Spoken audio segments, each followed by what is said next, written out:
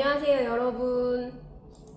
오늘은 제가 계획하고 언제 영상을 틀었겠냐마는, 그리고 유튜브에서 와인 먹고 찍은 적 없는데 오늘 저녁 약속이 있었는데 직원하고 저녁 식사하기로 했는데 못해서 약속이 취소돼서 혼자, 이 와인이 너무 맛있더라고요. 제가 와인은 잘 모르지만 이 와인 이름이 디디에 그라프 샤르도네? 이 와인 너무 맛있어서 항상 요 새 그림 자주 사요. 인스타그램도 있더라고요. 그래서 혼자 먹다가 영상을 켰죠. 저희 집이 형광등이 없다 보니까 좀 어두워요. 아예 형광등이 하나도 없거든요. 공사할 때 하얀색 그 형광등, 하얀색 그 등이 제가 좀 좋지 않아서 다 좀 이렇게 전구색으로 했는데, 그래서 혹시 너무 어두울까봐 잠깐 확인을 했는데 괜찮은 것 같아요. 제가 오늘 영상에서 여러분들에게 이야기하고 싶은 부분은 얼마 전에 제가 컬렉터들하고 따로 좀 교류하는 카페가 있어요. 제 수업 들으신 분들만 가입을 한 카페인데, 아무래도 아트 컬렉터들만 있다 보니 비공개 카페예요. 그래서 제 수업 들은 분들만 이제 들어오는데, 당신은 미술 작품을 언제 되팔고 싶나요? 이 질문을 제가 했어요. 사실 이 질문 왜 했냐면, 강의에 가면 많은 분들이 물어보시거든요. 아트 컬렉팅을 하다 보면 작품을 안 팔면 가장 좋겠지만, 사실 일반인이 평생 동안 미술 작품을 계속 수집만 하는 것이 쉽지 않을 것 같다. 실제로 테마가 바뀔 수도 있고, 또 자녀에게 물려주려고 했는데 그 자녀가 이 스타일의 작품을 안 좋아할 수도 있고, 이런 거 저런 거 다 떠나서 실제로 정말 미술 작품을 팔고 싶을 때가 언제냐, 이런 질문이 있어서 약 200명의 컬렉터들이 모여있는 제가 운영하는 카페에 물어봤어요. 자, 한번 볼게요. 이름은 밝히지 않고 당연히. 자,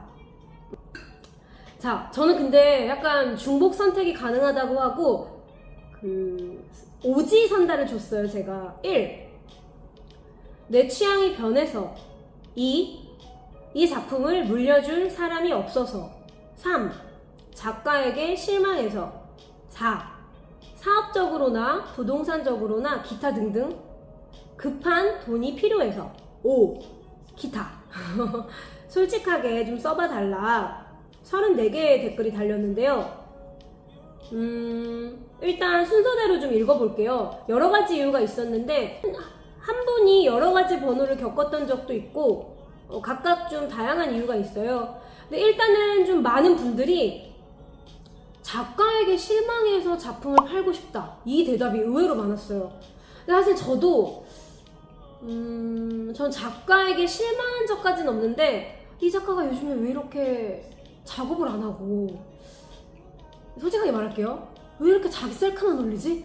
이런 분이 있었어요. 물론 그 시기가 지나고 지금 다시 작업을 열심히 하는 것 같은데, 그래도 컬렉터가 작가 인스타에서 보고 싶은 건 작업 환경 또는 작가가 작업에 대해 고민하는 거지 자기 셀카는 아니었던 것 같아요. 근데 제가 좀 젊은 작가의 작품을 한 2~3점 샀는데, 어느 날부턴가 그 작가님이 셀카를 너무 올리시길래 솔직히 말하면 그냥 잠깐 안 보이게 했거든요, 그 인스타그램을. 뭐 셀카가 나쁘다는 건 아닌데, 제 성격도 뭔가 이렇게 셀카를 계속 찍어 올리는 성격이 아닐 수도 있어서 그럴 수도 있겠지만, 어쨌든 컬렉터가 혹은 미술 애호가가 그 작가, 자기가 좋아하는 작가에게 궁금한 건 작업이지 그 작가의 셀카는 아니었던 것 같아서 3번에 대한 답이 많아가지고 이것은 매우 공감합니다. 작가에게 실망한 경우가 많대요, 의외로 컬렉터들이. 그래서 이제 팔고 싶다라는 생각이 들었대요. 의외로 3번이 많고, 3번, 네, 3번이 진짜 많네요. 근데 이제 3번을 이야기할 때 너무 성급하게 충동적으로 컬렉팅을 했다라고 생각했을 때 좀 이거 나랑 안 맞는 것 같은데, 이런 생각을 한다고 합니다. 어떤 분은 이렇게 적어주셨어요. 1번, 내가 좋아서 산 작품인데 주위의 평가가 너무 박하다 보니 나 자신도 어느새 거기에 동조해서 귀가 얇아져서 정이 떨어졌대요. 엄밀히 취향이 변했다기보다 내 취향이 의심이 되기 시작했고, 그러다 보니까 작품에 대한 애정이 떨어지기도 했대요. 사람이다 보면 당연히 이럴 수 있죠. 두 번째는 작가의 작품이 매력적이어서 작품을 구매했대요. 근데 새로운 개인전이 열렸는데 작품이 정말 별로였고 당연히 인기도 좀 없었던 것 같대요. 근데 작가가 계속 그 작업을 하는데 여전히 헤매고 있다는 걸 느낄 때 팔고 싶다라는 생각이 솔직하게 들었다. 어떤 분은 또 되게 솔직하게 이렇게 썼네요. 갑자기 작품의 가격이 너무 호황기 때 많이 올랐대요. 근데 그 당시 보니 다른 작품에 비해서 오래 가지고 있으면 왠지 불안할 것 같은 생각에 딱 한 번 옥션에 판매해봤대요. 오래 가지고 있으면 소외될 것 같았다라는 표현이 좀 제가 문학적이라고 답글을 달았네요. 제 생각에 이게 호황기 때 거품이 갑자기 낀 작가를 보시고 든 생각인 것 같아요, 이 선생님이. 그 다음에 어떤 분은 이렇게 이야기를 해줬어요. 큰 기대를 가지고 소장했는데 자기 복제만 무제한으로 반복하거나 더 이상의 활동이나 전시가 전무할 때, 작업을 포기했나라는 마음이 들 때, 근데 사실 팔 수도 없다라는 게 함정이래요. 미술작품을 판단하는 게 더 어렵거든요. 그 다음, 남들이 우르르 살 때 괜히 분위기에 편승해서 덥석 소장했을 때 팔고 싶대요. 이때 이분은 눈이 아닌 귀로 사지 말자, 남 따라 혹해서 사지 말자, 늘 마음속에 새긴다고 해요. 이게 되게 솔직한 대답을 또 해주셨어요. 내가 소장한 작가가 옥션에서 말도 안 되게 급등한 걸 봤을 때 순간적으로 계산기를 머릿속으로 두들겨보는 케이스. 팔고 싶다는 강한 마음보다는 심리적인 만족감과 안도감이 더 큰 것 같대요. 어차피 더 잘 될 거라는 믿음 때문에.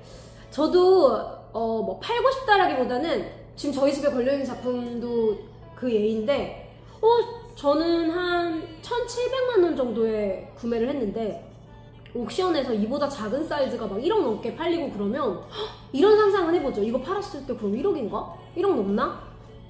뭐 그런 생각을 얘기하신 것 같아요. 또 어떤 분은 좋아하는 작가고 지금도 몇 점 소장하고 있는 작가의 작품인데 뭔가가 그 중에 몇 점은 좀 마음에 안 들어 팔았대요. 되게 그냥 좀 쿨하게. 3번은 어렵게 구한 작품이었는데 되게 중요한 말씀을 해주셨어요. 작가의 성실성에 대한 의구심과 실망이 생겼대요. 하지만 지금은 너무 오르고 구하기도 어려워서 아쉽지만 그리고 또 다른 작품은 작가의 정치적인 성향이 너무 극단적인 걸 알게 돼서 판매했대요. 즉 작가의 정치적 성향은 충분히 이해하고 고려 대상이 아니었지만 이해하지 못할 정도의 극단적인 편향성은 좀 거부감이 들었대요. 이런 것도 개인적인 경험일 수 있죠. 작품에 대한 호감이 오히려 이런 작가의 너무 극단적인 편향성이 작품에 대한 호감도까지 떨어뜨리게 된 거죠. 근데 작가의 성실성에 대한 의구심과 실망 때문에 판매하고 싶다라는 말, 즉 컬렉터는 의외로 작가에게 실망하면 작품을 팔고 싶을 때가 많은 것 같아요. 덧붙여서 작가가 사회 비판적 인식을 갖는 건 좋다라고 생각을 한다. 하지만 너무 극단적으로 표현되는 진영 논리, 자기 편이면 잘못된 것을 잘못되었다고 말하지 않고 감싸기만 하는 그런 것들을 SNS에 올리기까지 하는 작가는 조금 자기는 그랬다고 하네요. 맞아요. 또 어떤 분은 성급하게 컬렉팅한 경우 오히려 좀 나중에 시간이 지나면 후회한다. 그리고 되게 솔직하게 자금이 압박이 너무 올 때 사업을 하다 보면 팔아볼까? 라고 생각해 본 적이 있대요. 저도 사업이 힘들 때 작품을 팔아본 적이 있잖아요. 어떤 분들도 이제 이렇게 또 이야기를 해주셨어요. 너무 수집만 하다 보니까 진짜 황금성이 좋은지 알아보고 싶기도 했고 작품 가격이 많이 올랐다고 하던데 작가님의 인성과 예술성에 대한 비판의 목소리가 여기저기서 들려와서 이러다가 이분 시장에서 어쩌면 매몰될 수 있겠다 싶어서 한 점 보낸 적이 있대요.